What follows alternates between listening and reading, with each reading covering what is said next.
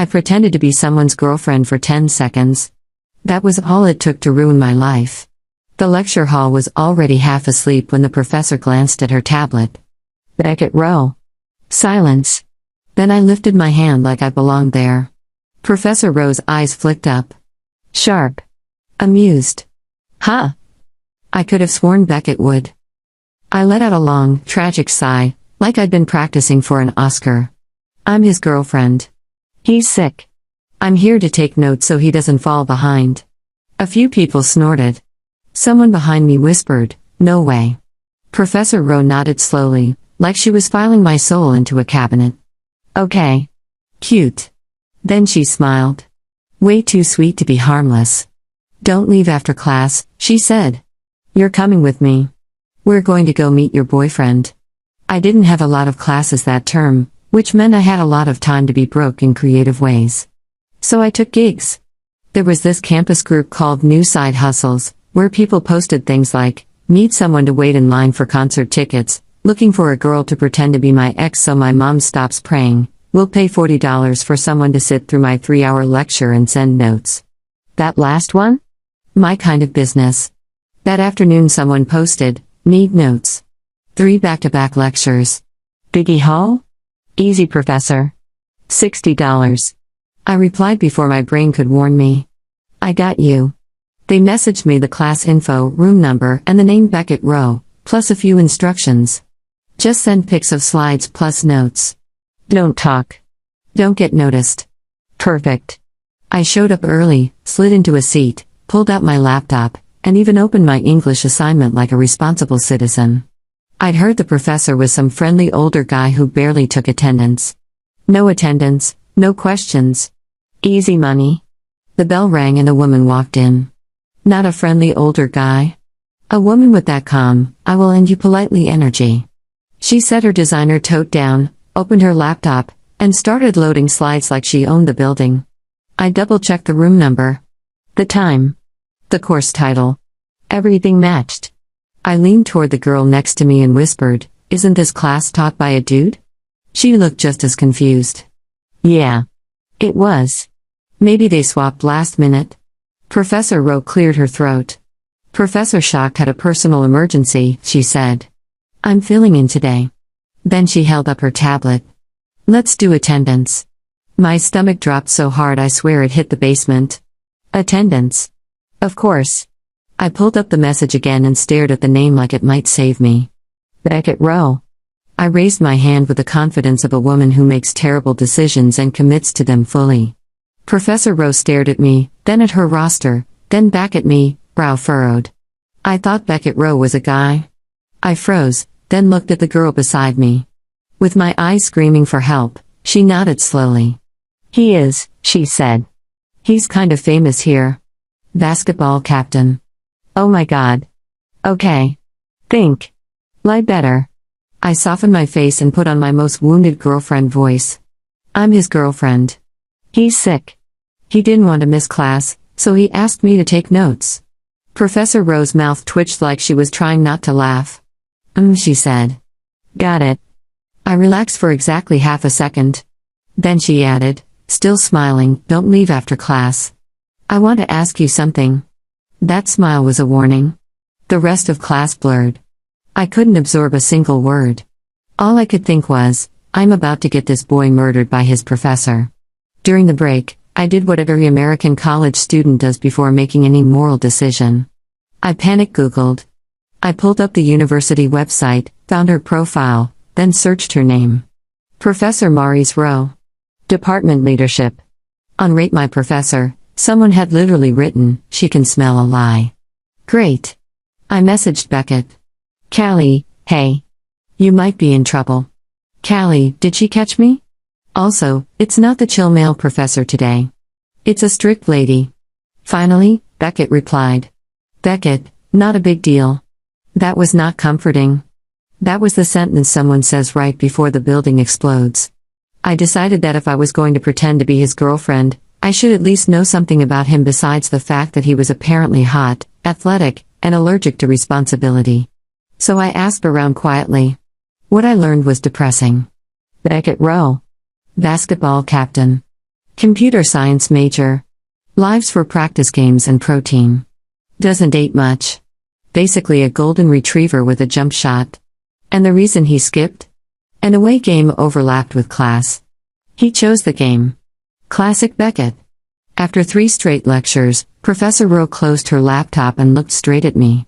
Beckett Rowe's girlfriend, she said, like that was my legal name. Now, come with me. I followed her like I was being escorted to trial.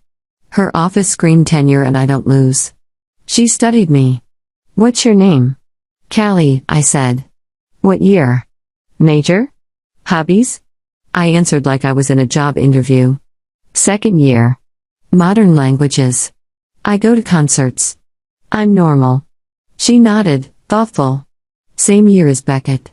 Interesting. Then she leaned forward slightly, her voice suddenly softer. Is he good to you? Does he have a temper? Has he ever made you feel uncomfortable? My brain scrambled. Why was his professor? I shook my head fast. He's great. We're solid. Very stable. Professor Rowe looked satisfied, like she just confirmed a theory. Good, she said. Then you'll come to my place for dinner tonight. I blinked. Sorry, what? She smiled, warm and terrifying at once. Dinner. You can see Beckett there. I stared, trying to find the trap. She tilted her head, eyes sparkling. Relax. If you don't come, your boyfriend's going to fail this class. And just like that, my easy note-taking gig turned into a hostage negotiation. Professor Rowe's house wasn't some tiny apartment near campus. It was a clean, expensive townhouse a few neighborhoods over. Quiet street. Little porch light. The kind of place that smells like lemon cleaner and success. She took my hand like I was already family and guided me inside. Beck's got his issues, she said casually, like she was describing a dog with separation anxiety. You'll have to be patient with him. I nodded like I knew his issues. I did not. Then she led me into the living room and pointed at a wall covered in framed photos. A family photo wall. And that's when I saw him. Beckett Rowe. Not in person, but in pictures. And something in my chest clicked. I knew that face. I'd seen him at the gym before. Not up close, more like in the background of my roommate's obsession. My roommate loved basketball players the way some people love reality TV. Loudly and with zero shame. Once, during a game between our department and the CS guys, a ball came flying toward us. I barely had time to flinch. A hand shot over my head and caught it clean. I turned and there he was. Tall. Sweaty. Smiling like a saint. You okay? He'd asked, gentle, like he actually cared. My roommate had grabbed my arm afterward and breathed, "Oh my God, he's unreal." I'd said, "Yeah. He's stupid hot." Back in the townhouse, Professor Rowe kept pointing. That's middle school. He played basketball constantly. Always sunburned. That's elementary. Then her finger landed on the last photo. I leaned in. Beckett is a little kid, squatting in a yard in what could only be described as diaper-adjacent shorts. The worst part? A cute magnet was placed over the sensitive area like a censorship sticker. Professor Rowe grinned and slid the magnet aside. Just a peek, she whispered. Don't tell him. I didn't even get a chance to look away. That image burned itself into my brain like a cursed tattoo. Then there was a knock at the door. Professor Rowe turned to me like this was the most natural thing in the world. That'll be Beck. He never carries his keys. Go open it. I tried to say no. She physically guided me toward the door like I was a prop in her plan. I opened it. Beckett Rowe stood there with a basketball tucked under his arm, sweat on his forehead, hair messy like he just wrecked someone's day on the court. He froze. Then he stepped back and looked at the house number like the address had betrayed him. I'm pretty sure I didn't walk into the wrong house, he muttered. I lifted my hand and smiled sweetly. Hi. Nice to meet you, boyfriend. His smile stayed on his face, like it hadn't been informed the situation was insane yet. Professor Rowe popped her head out behind me, cheerful. Surprise. Your girlfriend took notes for you today, and I brought her home. I figured you'd want to see her. Beckett blinked once. Then, like a switch flipped, he leaned in with effortless athlete charm. Mom, he said smoothly. You can't just bring Callie home without warning me. I didn't even get a chance to prepare. He said it like he'd said it 1,000 times. The scariest part was how natural it sounded. Professor Rose stared at us for a beat, recalculating the universe. Then she laughed. Well, you two catch up. I'm making dinner. Your dad will be home soon. Let's surprise him too. The second she disappeared into the kitchen, Beckett dropped onto the couch beside me and lowered his voice. Okay, he whispered. We need to sync our story. I frowned. What story? He nodded toward the kitchen. My mom subbed in today, didn't she? She's brutal. If she finds out I skipped, I'm dead. So we're doing this. We're doing the girlfriend thing properly. I stared at him. He was calm, strategic, like this wasn't a romance scam but a group project. Fine, I said. What do we know about each other? He reached for my phone without hesitation. First, your contacts. He opened our iMessage thread and renamed himself with a heart emoji. I just watched, like my body had been temporarily unplugged. Your turn, he said, handing my phone back. Change mine if she checks. We need it clean. I swallowed. This costs extra. He grinned. Not a problem. He took my phone again and renamed himself Beckbear. I physically flinched. Ew. That's so cringe. He shrugged. Cringe is believable. Moms love cringe. Then he leaned back like we were negotiating a contract. Okay. We've been together 5 months. I fell for you first. I chased you. He listed it off like a presentation. First time we met, I saved you. I blinked. That sounds familiar. It should, he said. Because it's true. Ish. Hold on, I cut in. If you saved me, shouldn't I have fallen for you? Beckett paused, actually thinking. Then he looked at me. Did you fall for me? I shook my head. He spread his hands. Then there you go. If you didn't fall, the only option is me being hopeless. I hate that logic. Worked on me. Fine, I said. Hopeless works? He nodded, satisfied. We also need a couple photo. I glanced at the photo wall like it might offer guidance. Beckett stood up and started scouting angles in the house like he was filming content. No. Too obvious.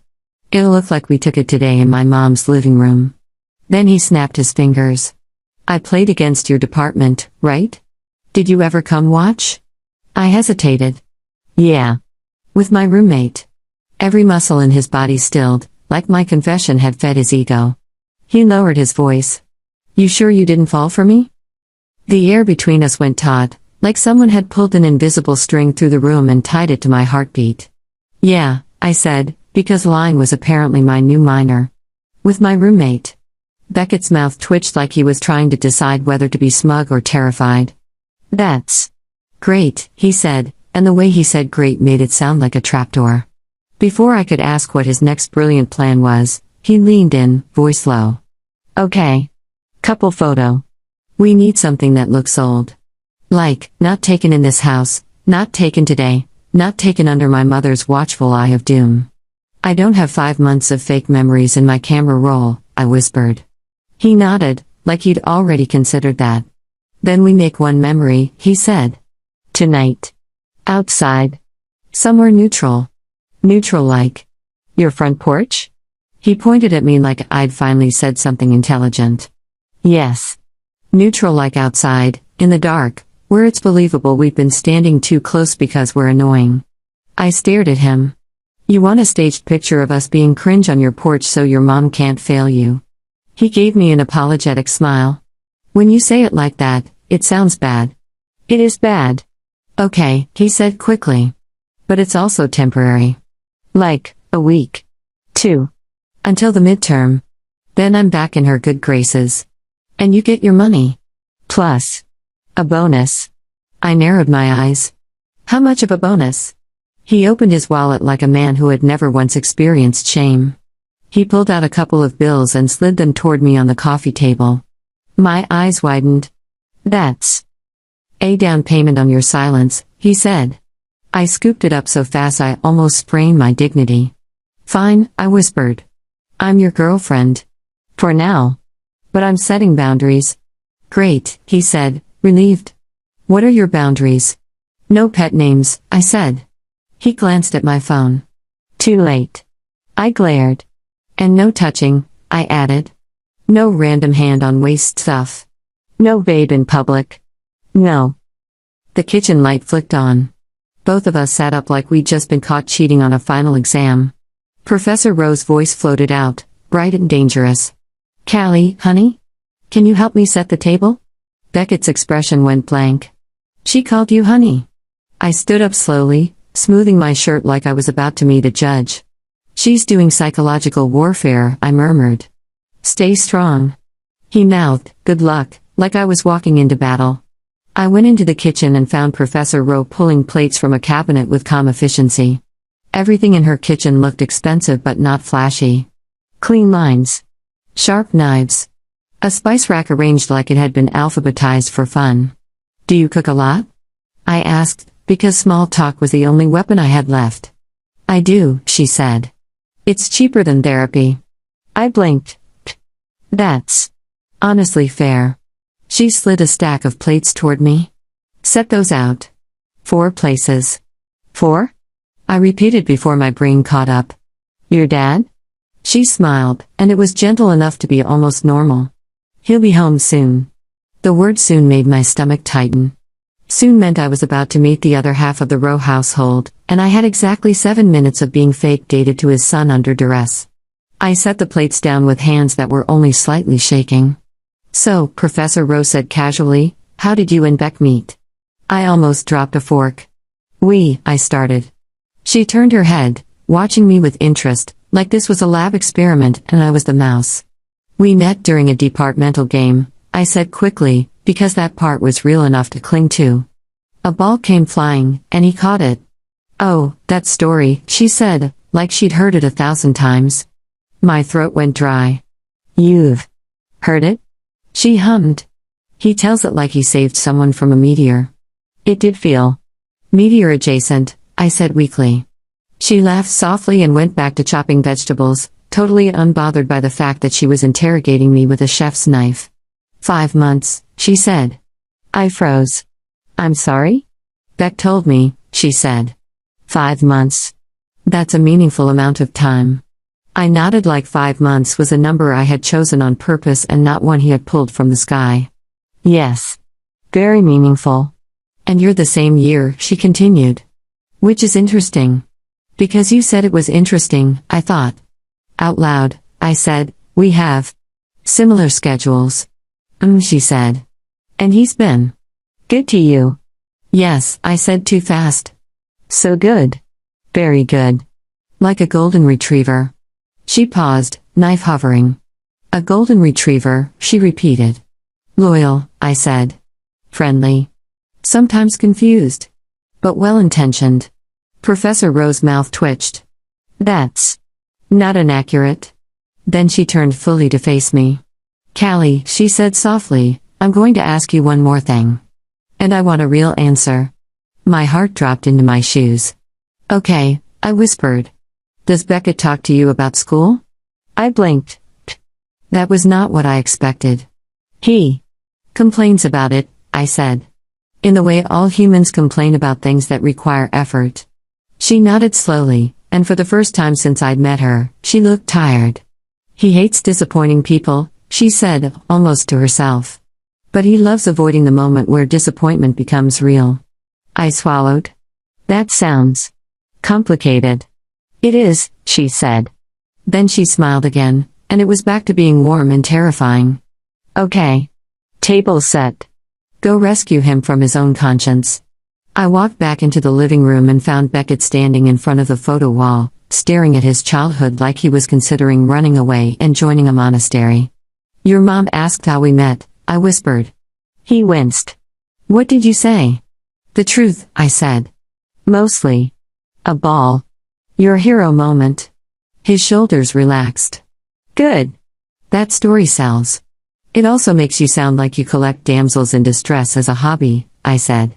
He looked at me, mock offended. I saved you from face trauma. And then you used that to blackmail me into a fake relationship, I said. He held up his hands. Different semester. Different vibe. The front door clicked. Everything in my body locked. Professor Rowe called out, "We're in here." Footsteps. A male voice, deep, amused. "Smells like you're trying to impress someone." Beckett muttered, "Oh God."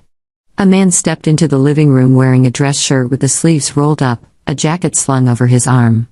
He had the kind of calm confidence that came from being the parent who didn't need to raise his voice to be obeyed. His eyes landed on me. Then on Beckett. Then back on me. "Hi," I said, because if I didn't speak first, I might evaporate. Professor Rowe appeared behind him, hands on his shoulders like she was presenting a prize. "Elliot," she said cheerfully, "this is Callie. Beckett's girlfriend." Elliot Rowe stared at Beckett with the slow, dawning expression of a man watching a magic trick. Beckett smiled so hard it looked painful. "Surprise." Elliot blinked. "You have a girlfriend?" "Yes," Beckett said. "Obviously." Elliot's eyes flicked to me, scanning my face like he was trying to decide if I was real. "You're real," he said slowly. "I am," I said. "Very real." Professor Rowe patted his chest. "Breathe. Let them live." Elliot finally shook his head, laughing under his breath.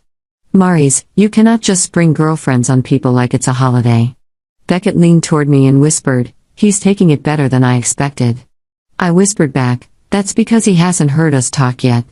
Dinner was a blur of polite questions and silent screaming. Elliot asked me about my major. I answered. Professor Rowe asked me about my family. I carefully gave vague, harmless details that couldn't be fact-checked. Beckett ate like a man who had been training for a competition called Survive Your Parents. At one point, Elliot looked at Beckett and said, "So you're seeing someone, and you didn't tell us?" Beckett swallowed a bite too fast and coughed. Professor Rowe sipped her water and said calmly, "He's a private person." Elliot raised an eyebrow. "Or he's hiding things." Beckett laughed too loudly. "Me? Hide things? Never." Elliot's gaze sharpened. "Beck," Professor Rowe said gently, "how was your day?" Beckett's eyes flicked to me for half a second. "Fine," he said. "Busy." "With what?" she asked. He hesitated. "Stuff." I could feel her patience thin in real time. Elliot set down his fork. "Beckett." Beckett's jaw clenched. Professor Rowe didn't raise her voice. She didn't need to. "Did you go to class today?" Beckett opened his mouth. Nothing came out. In that second, I realized something. This wasn't just about him skipping. This was about the exact pattern she'd described. Avoid the moment where disappointment becomes real. He'd rather juggle a fake girlfriend than say, "I messed up." My throat tightened. I set my fork down. "Actually," I said, and every head turned toward me, "he didn't. He had an away game." Beckett's eyes widened like I'd just shot him. Professor Rowe stared at me. Elliot stared at Beckett. The entire universe held its breath. Beckett whispered, "Callie." I kept going, because I was already falling off a cliff and might as well do it with posture. "He should have told you," I said, voice steady. "And he should have told you himself. But he didn't skip because he doesn't care. He skipped because he thought he could fix it later." Professor Rowe's face didn't change, but her eyes softened slightly. Elliot exhaled. "Beckett." Beckett looked like he wanted to crawl under the table. "I can make it up," he muttered. Professor Rowe nodded once. "You will." Then she looked at me again, and I felt like she could see every lie I'd ever told in my entire life. "Thank you," she said quietly. I blinked. For snitching? For telling the truth, she corrected. Even when it's uncomfortable. Beckett stared at me like I'd betrayed him and saved him at the same time.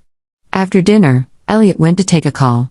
Professor Rowe started washing dishes even though the kitchen was already clean enough to be a showroom. Beckett tugged my sleeve and whispered, "Outside. Now." We slipped out onto the porch like fugitives. The night air hit my face, cold and sharp, and I inhaled like it was oxygen after drowning. Beckett turned to me, eyes wide, voice low. "What was that?" "That," I said, "was me having a nervous breakdown but making it educational." "You just told them," he hissed. "You told them everything." "I told them the truth," I said. "The truth is not everything. Everything includes the part where you bribed me and renamed yourself Beckbear." He groaned, dragging a hand down his face. "I'm dead." "You're not dead," I said. Your mom literally thanked me. Which is insane. He stared out at the street, jaw tight. She set this up. I frowned. What do you mean? He shook his head once, like he hated admitting it. She knew. Knew what? That I skipped, he said. That I'd try to dodge. That I'd send someone. She knew I'd do something stupid. She probably recognized your handwriting style from the notes. My stomach dipped. My handwriting style? Your typing, he corrected, still tense. Whatever. She's like that. I leaned against the porch railing. So what now? You're grounded? Do college students get grounded? He let out a humorless laugh. No. I just get disappointed looks. Which is worse? We stood in silence for a second. The porch light hummed softly above us. Then Beckett cleared his throat. We still need the photo. I stared at him. You are unbelievable. He lifted his hands. Callie, please. If she thinks you're real, she'll stop hovering. She'll let me breathe. She'll back off. Or, I said, she'll invite me to Thanksgiving. He winced. Okay, yeah. Worst case. Why is your mom like this? I asked, softer now. Beckett stared at the sidewalk, voice quieter. Because she worries. That's not an answer. He swallowed. I had a rough first year. My chest tightened. Rough how? He hesitated, then exhaled. Pressure. Expectations. Scholarship stuff.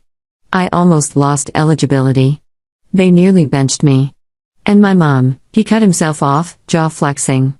She doesn't do helpless. I stared at him, the golden retriever with a jump shot suddenly looking like a person with weight on his shoulders. Oh, I said quietly. He looked at me, something vulnerable flickering through the charm. So yeah. She's intense. But she's not trying to ruin you. I raised an eyebrow. She literally blackmailed me. He grimaced. She blackmailed you. Politely. That is not better. He stepped closer and pulled out his phone. Photo. Quick. Just one. I stared at him. No touching. He nodded. No touching. We can do. Shoulder proximity. Like awkward prom, I said. Yes, he said. Exactly. He held the phone up, angled it, and we leaned in just enough to look like we tolerated each other voluntarily. Smile, he whispered. I forced a smile that probably looked like I was being held hostage.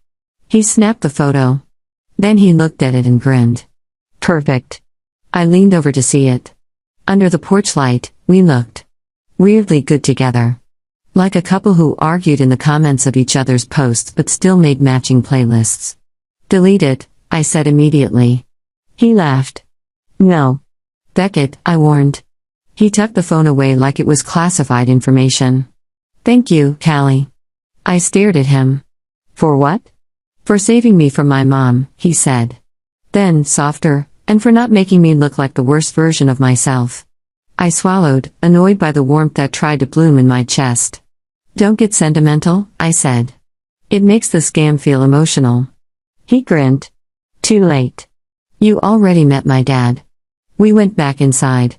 Professor Rowe glanced up from the sink, eyes flicking to our faces like she could read the entire porch conversation off my expression. Everything okay? She asked. Beckett said smoothly, we were just getting air. Professor Rowe's gaze lingered for a beat. Then she smiled, satisfied, like a chess player watching a piece land exactly where she wanted. Good, she said. Callie, thank you for coming. I nodded. Of course. Beckett nudged me toward the entryway. I'll walk you out. Professor Rowe dried her hands. Beckett, don't keep her too long. She has studying to do. Beckett froze. I froze. Elliot looked up from his phone, amused. Studying? Professor Rowe's smile didn't falter. Callie, she said sweetly, is helping Beckett catch up on what he missed. My throat went dry. I opened my mouth to protest. Beckett, traitor that he was, said, yes. She is. Professor Rowe nodded once, like this had been settled by a court. Wonderful, she said. Then I won't worry. On the walk back to campus, Beckett kept his hands in his pockets like he was trying to behave. You're going to kill me, I said. He glanced down at me. Probably. I'm not tutoring you, I said. He smiled. Okay. Not tutoring. Just hanging out. With educational undertones. You are the worst, I muttered. And you, he said, voice light, are the only person who's ever told my mother the truth and lived. I shot him a look. I didn't live. I've been spiritually murdered. He laughed, and it hit me like a problem. His laugh was nice. Warm. Easy. Not manipulative. Not performative. Annoyingly real. When we reached my dorm, he stopped under the streetlight. So, he said, 5 months. I groaned. Don't. He grinned. Bet bear. Stop. Couple studying, he continued, clearly enjoying my misery. You and me. Library. Tomorrow. I stared at him. No, I said. He tilted his head. Callie. I narrowed my eyes. Don't use my name like that. Like you know me. He softened his voice. Callie. If you don't show up, my mom will show up. My blood ran cold. She wouldn't, I whispered. He smiled with absolute certainty. She would. I closed my eyes. Fine, I said. One library session. His grin widened. Great. And, I added quickly, this is still a job. Of course, he said. Paid, I said. Yes, he said. No pet names, I said. He considered, then sighed dramatically. Fine. I turned to go, then paused. Beckett, I said. He looked at me. Yeah? If your mom knew, I said slowly, why did she still bring me to dinner? Something shifted in his expression. Less cocky. More thoughtful.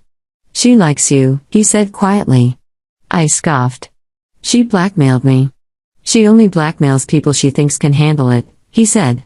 That is not a compliment. He shrugged. It is in my house.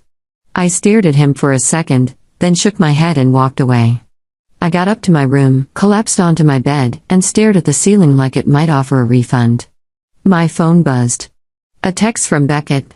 Bear, library. 2 p.m. Don't be late. Then, another buzz. A new message from an unknown number. Professor Rowe, thank you again for tonight. I'm glad Beck has someone steady. I stared at the screen, horrified. Callie, hi Professor Rowe. I'm happy to help. Then I deleted it and rewrote it 6 times because every version sounded guilty. When I finally tossed my phone aside, my brain did something cruel. It replayed the porch photo. The way we looked like we belonged. And the worst part wasn't that I was caught in a lie. The worst part was that the lie was starting to feel like a door. And I had no idea what would happen if I stepped through it. Epilogue. 2 weeks later, I was still Beckett Rowe's girlfriend. Not officially. Not publicly. But in the way that mattered most, in Professor Rowe's mind. It started with 1 library session.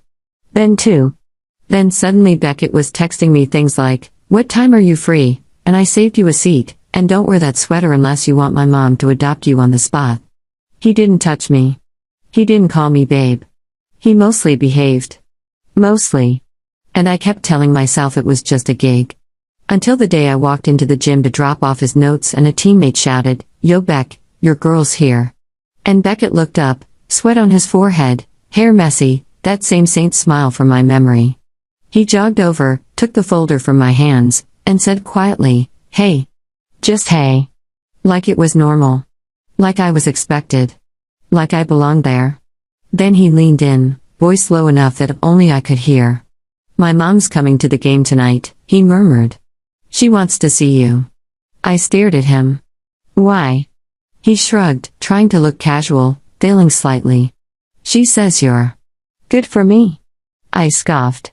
I'm literally your lie. He looked at me, eyes steady. Yeah, he said. But you're also the first person who didn't let me run. My throat tightened in a way I refused to acknowledge. He stepped back, smile flickering again. So, game tonight? I opened my mouth to say no. To say I was broke, not insane. To say this was temporary. Instead, I heard myself sigh like the woman I'd pretended to be in that lecture hall.